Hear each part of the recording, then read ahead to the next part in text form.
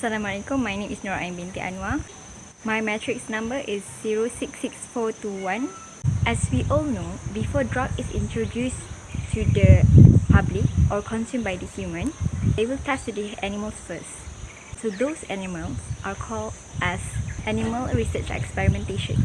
The term animal testing, also known as animal experimentation, refers to procedures performed on living animals for purposes of research into basic biology and diseases, assessing the effectiveness of new medical products and testing the human health and or environmental safety of consumer and industrial products such as cosmetic, house cleaners, food additives, pharmaceuticals, and industrial or agrochemicals. It is estimated that more than 150 million animals worldwide are used in laboratory experiments every year, but the precise number is unknown. Right now, millions of mice, rats, rabbits, termites, cats, dogs, and other animals are locked inside barren cages in laboratories across the country. They languish in pain, ache, and with loneliness, and long to be free from animal testing. Instead, all they can do is to sit and wait in fear of the next terrifying and painful procedure that will be performed on them. A lack of environmental enrichment and the stress of their living situation cause some animals to develop neurotic types of behavior or abnormal behavior such as incessantly spinning in circles, rocking back and forth, pulling out their own fur, and even biting themselves. After enduring a life of loneliness and terror, almost all of them will be killed.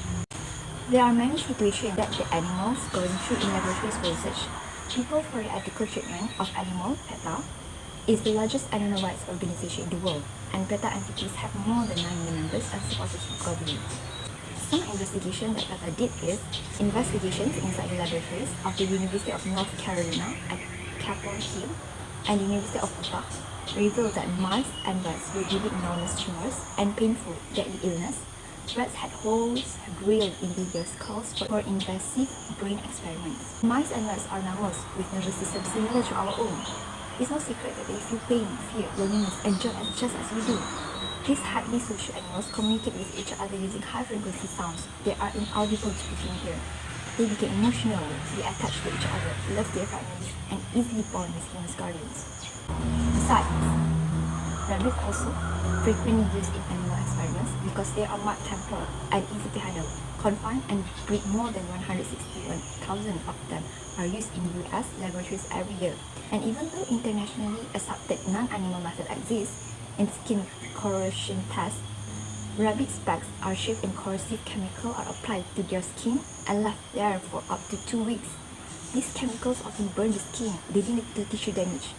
The rabbits may experience inflammation, ulcers, and bleeding. Rabbits aren't given any pain relief during these excruciatingly painful tests, and after the test is finished, they are killed. Despite the availability of modern, human-relevant non-animal test methods, live rabbits are still used in the notorious Grace Eye latency test for products such as cosmetics, pesticides, and pharmaceuticals before they are marketed or shipped. In order to predict whether they will cause damage if they come into contact with human eyes, in which chemicals are applied to the rabbit's eye, often causing significant pain, swelling, hemorrhaging, cloudy vision, or blindness. The rabbits are then killed or used again in these same painful tests. Companion animals, particularly dogs and cats, that just as deserving of fulfilling lives and loving homes as the feline companion who purr on our laps. While dog status as man's best friend offers them no protection from being locked in lonely cages and force them to endure excruciating experiments. The University of Utah, UU, paid the Davis County Animal Shelter $15 for this friendly, gentle orange and white tabby named Robert. Laboratory workers decided that Robert would be used in invasive brain experiments. UU experimenter Brad Leibreger cut into Robert's skull to implant electrodes in his brain. A large gash ran from Robert's forehead past his ears. Thus began a series of experiments in which electric current was fired through the electrodes, stimulating nerves that caused Robert's legs to move involuntarily. After each experiment, Robert showed signs of trauma. He was tired of gorging, his pupils dilated and his eyes became glassy, and he vomited repeatedly. Over time, this affectionate cat becomes skittish and withdrawn. Dogs are also abused in human disease studies, including studies of heart and hormone disorder. At Ohio State University, vivisector coach Bill Mann forced surgically manipulated dogs to run on a treadmill until they collapse from a heart attack. The dog will kill, and the damage to the heart tissue was studied. Dogs are still used in toxicology studies. In these experiments, animals are force-fed large doses of a substance, for example, a pesticide, that can slowly poison them. The impact of research on animals varies from almost insignificant effects on some animals. For instance, where nothing more occurs than observation of their behavior. To measure effects on some that undergo very painful or distressing procedures, the welfare of animals may also be affected if their housing and husbandry does not meet their needs. So, to have good welfare, the situations must fulfill the animal's need, that is 5 freedom. Firstly, freedom from hunger and thirst. It is crucial that animals always have fresh water available, as well as a suitable diet that keeps them healthy and energetic. Secondly, freedom from discomfort. All animals should be kept in a safe and healthy environment that has protection from the elements and a comfortable resting area. Soft bedding, access to natural light, and appropriate temperature and suitable noise levels should also be monitored and supplied. Thirdly, freedom from pain, injury, or disease. Vaccinating animals to prevent disease and illness is a must, as is providing treatment and medication if needed. The constant monitoring of animals is also necessary to pick up on injury or illness quickly. Fourth, freedom to express normal behavior. Animals must be able to stretch every part of their body, run, jump, and play. If they are happier with other animals around, they must also have the option to interact with them. Some animals want to avoid others, and this must be respected too. Lastly, freedom from fear and distress. Owners must ensure that the condition of treatment of their animals prevent any mental suffering as important as physical health. Preventing overcrowding and providing safe space for all animals are always to ensure they feel protected.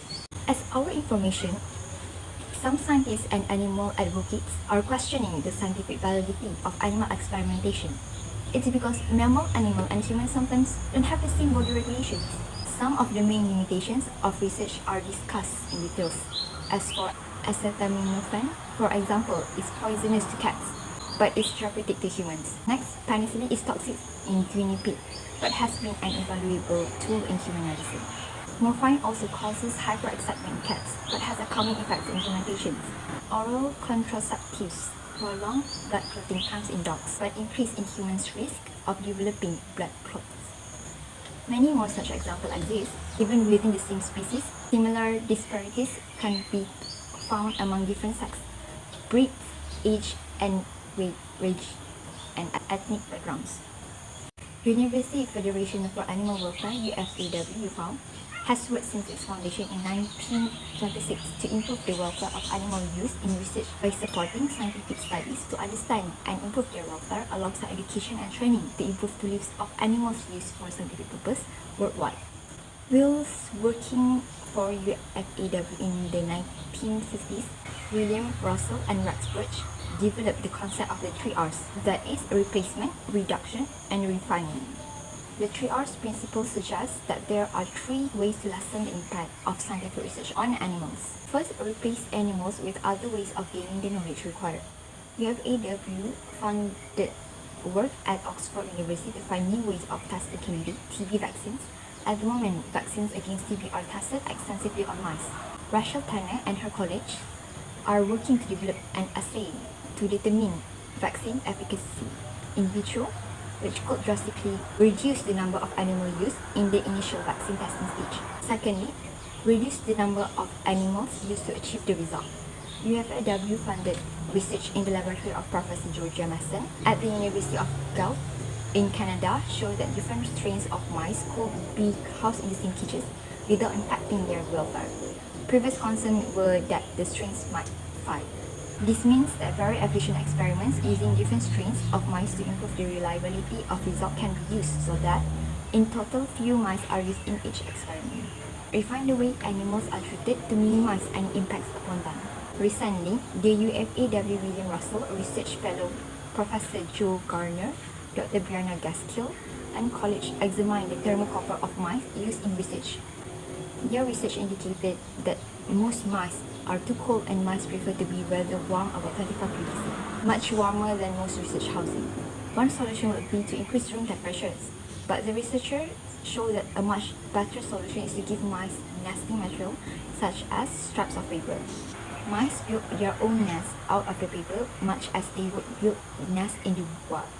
Once inside the nest, the mice are insulated and much warmer than they would be outside.